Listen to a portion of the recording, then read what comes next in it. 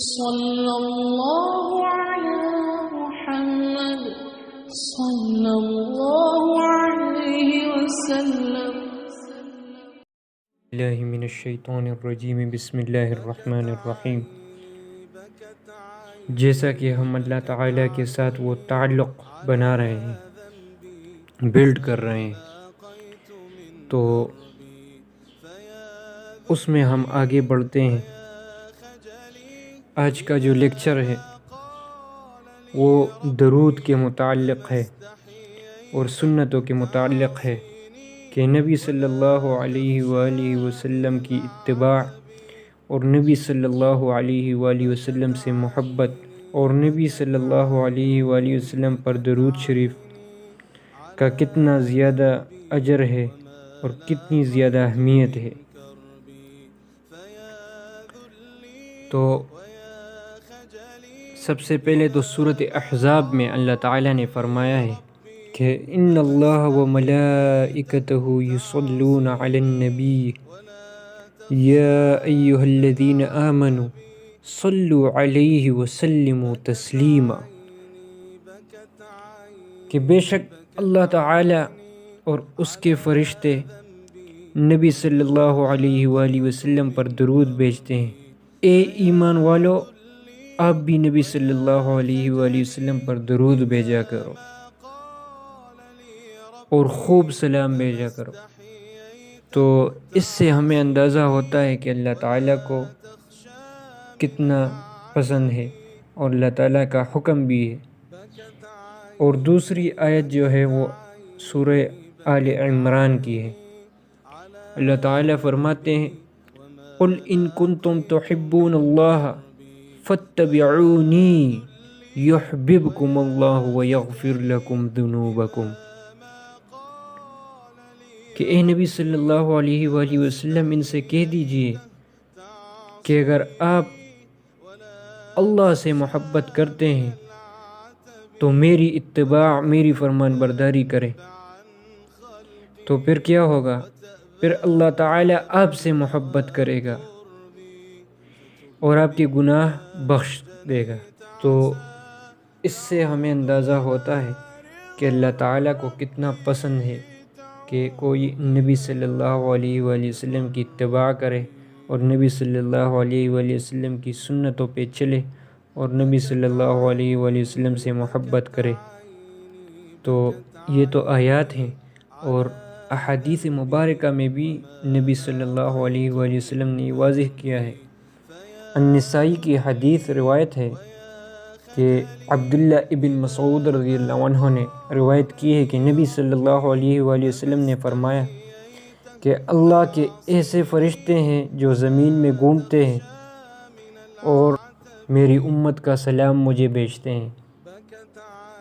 اور ابو داود کی ایک روایت ہے کہ ابو ہریرہ رضی اللہ عنہ نے روایت کی ہے نبی صلی اللہ علیہ وآلہ وسلم سے کہ نبی صلی اللہ علیہ وآلہ وسلم نے فرمایا کہ کوئی بھی ایسا نہیں جو مجھ پہ سلام بھیجے لیکن میں اس کا جواب دیتا ہوں. مفہوم ہے. حضرت عمر ابن الخطاب رضی اللہ عنہ نے فرمایا کہ دعا آسمان اور زمین کے درمیان معلق ہو جاتی ہے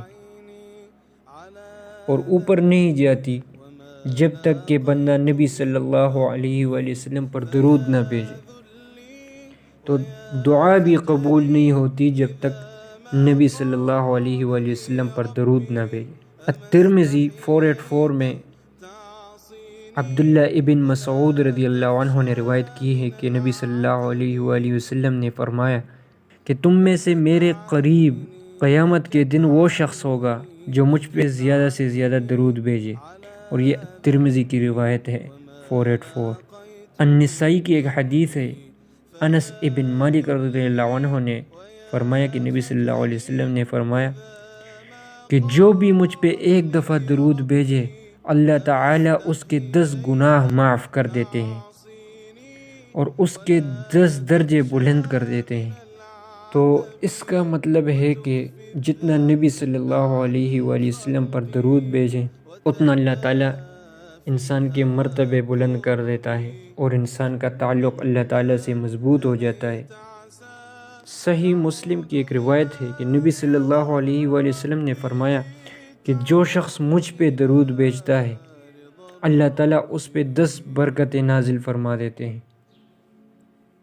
اور ایک دوسرے حدیث میں ہے، صحیح مسند احمد کی ایک حدیث ہے، ابی ابن کعب رضی اللہ عنہ نے نبی صلی اللہ علیہ وآلہ وسلم سے جب پوچھا کہ یا رسول اللہ صلی اللہ علیہ وسلم میں اپنی دعا میں آپ کے لیے کتنی دعا کروں، یعنی درود، تو رسول اللہ صلی اللہ علیہ وسلم نے فرمایا جتنا تم چاہو۔